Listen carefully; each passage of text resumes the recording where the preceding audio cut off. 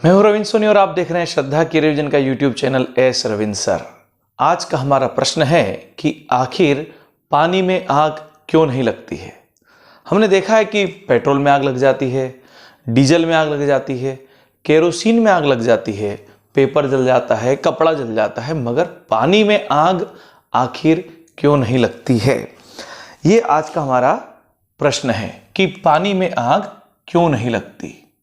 अच्छा, हम सब ये भी जानते हैं कि पानी का जो रासायनिक सूत्र होता है वो होता है H2O, यानी पानी में 2 परमाणु हाइड्रोजन के और 1 परमाणु ऑक्सीजन का होता है।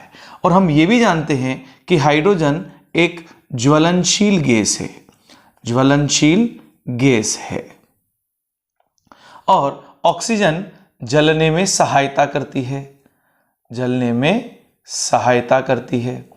अब ऑक्सीजन जलने में सहायक है और हाइड्रोजन खुद एक ज्वलनशील गैस है, फिर भी पानी में आग नहीं लग पाती है।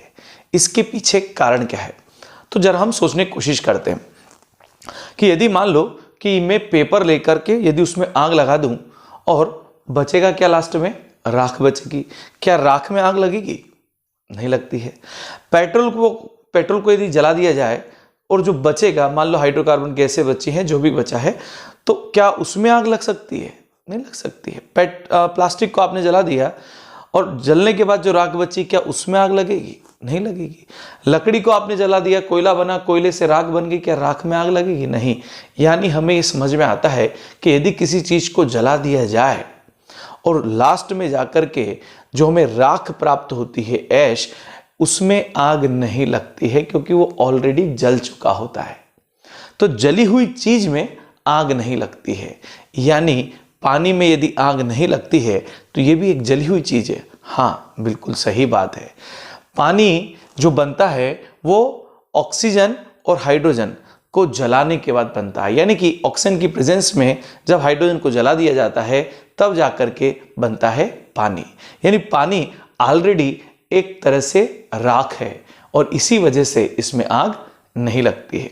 एक और कारण है कि कोई भी पदार्थ जलता तभी है जब उसके पास या तो हाइड्रोकार्बन होना चाहिए, हाइड्रोकार्बन है ना, कार्बन और हाइड्रोजन से मिलकर के बने कंपाउंड जो होते हैं हाइड्रोकार्बन होना चाहिए, या फिर उसमें कार्बोहाइड्रेट्स होना चाहिए, कार्बोहाइड्रेट होना चाहिए, या फिर उसके पास कोई वसा यानी कि फैट होना चाहिए। यदि कार्बोहाइड्रेट है या हाइड्रोकार्बन है या फैट है तब वो चीजें जल जाती है। जैसे मान लो डीजल जलता है, केरोसिन जल रहा है, पेट्रोल जल रहा है, इनमें आग लग रही है क्योंकि इन सभी के अंदर कौन है? हाइड्रोकार्बन है ना। पेट्रोल में क्या है? हाइड्रोकार्बन है। केरोसिन में क्या है? हाइड्रोकार्बन है। तो इन सभी में हाइड्रोकार्बन होता है, इसी वजह से ये चीजें जल जाती है या इनमें आग लग जाती है।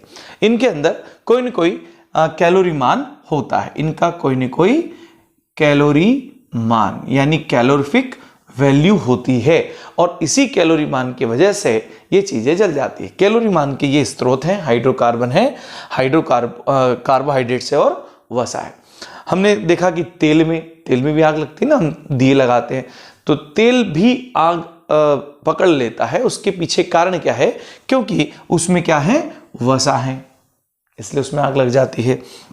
जितने भी अपने अनाज वगैरह होते हैं इनमें क्या है? कार्बोहाइड्रेट है, इसलिए इनमें भी आग लग सकती है। ठीक है ना। तो हमने क्या देखा कि पानी में आग इसलिए नहीं लगती है क्योंकि पानी ऑलरेडी जला हुआ है ना। हाइड्रोजन को ऑक्सीजन की प्रेजेंस में जला दिया गया है, इस वजह से ये जला हुआ है और इसीलिए इसमें आग नहीं लगती है। क्योंकि हमें पता है कि कोई चीज जलने के बाद जब राख देती है तो उस राख में आग नहीं लगती है।